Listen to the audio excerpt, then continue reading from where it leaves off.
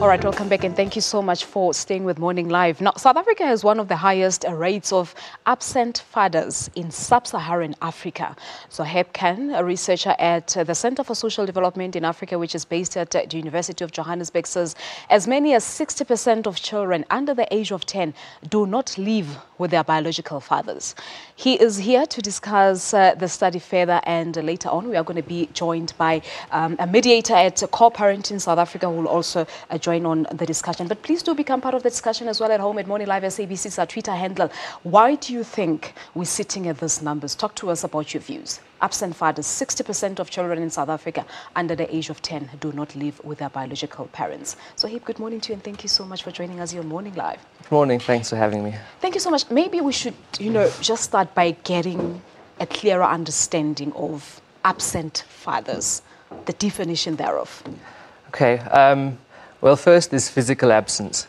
So this just means that the father doesn't live with his kids and has little or no involvement with them, which normally means a lack of financial support as well. But we can conceive of absence in a broader way. So the norm in South Africa is that even where fathers are physically present and they live with their families, that they contribute very little to unpaid care and household work. So things like cooking and cleaning and doing the laundry, changing nappies, work that's overwhelmingly done by women. And so we have physical absence on the one hand with the lack of financial support, and on the other, this absence from other types of parental responsibility. All right, so basically the father can be there physically, but if he's not able to provide for his children, he's financially absent. Yes. And I mean, with presence, there are also other issues that we're well aware of. So, I mean, we know that violence against women and children is rife. So, I mean, physical absence in itself is not the biggest problem. Yeah, and we know that, absent fathers has for the longest time been quite a problem for us here in South Africa, looking back into the history of migrant labor system. But the numbers are increasing and affect various cultural groups. How did you go about compiling this research?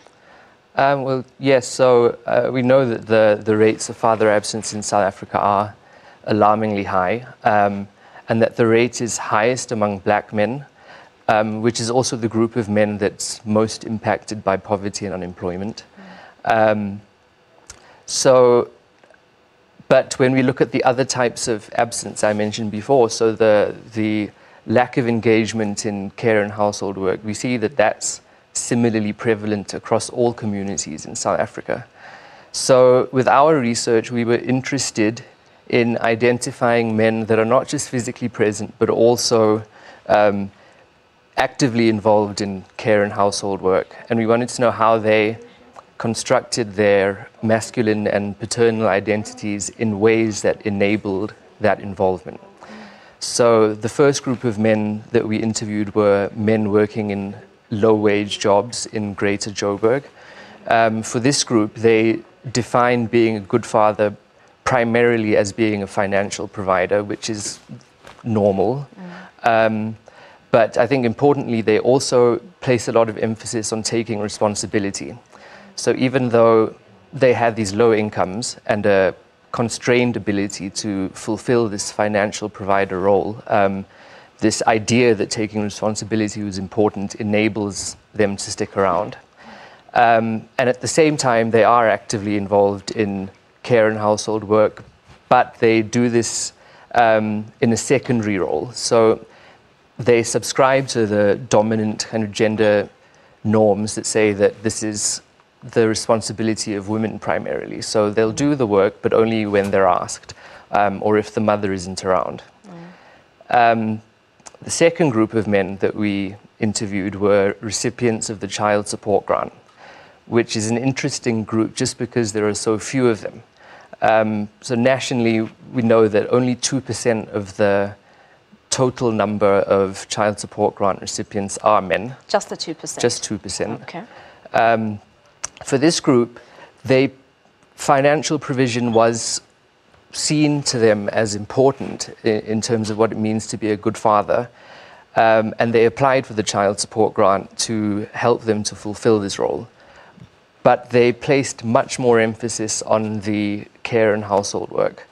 So in contrast to the first group, the child support grant men did this work independently, and they saw doing this work as kind of central to what it meant to be a good father.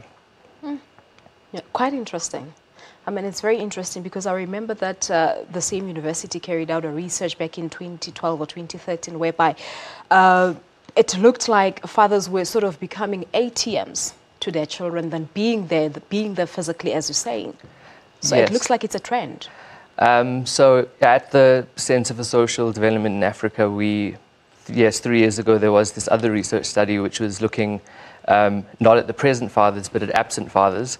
And yeah, as you say, it's the dominant idea of what a good father is an ATM, in their words, so that they are responsible for money, and that when they can't fulfill that role, then they disappear. Yeah, but I believe you'd also, I don't know, our viewers will also talk to us at Morning Live SABC. You get fathers who would want to be present in their children's lives, and yet the mothers would not allow them.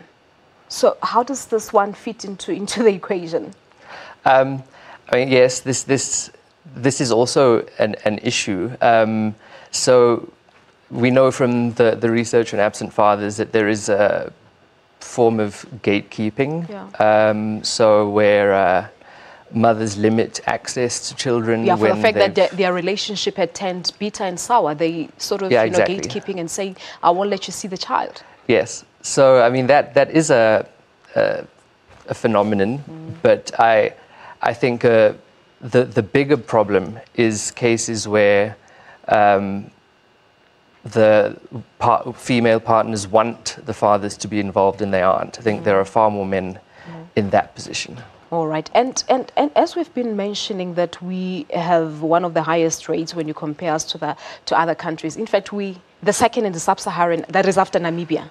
Yes.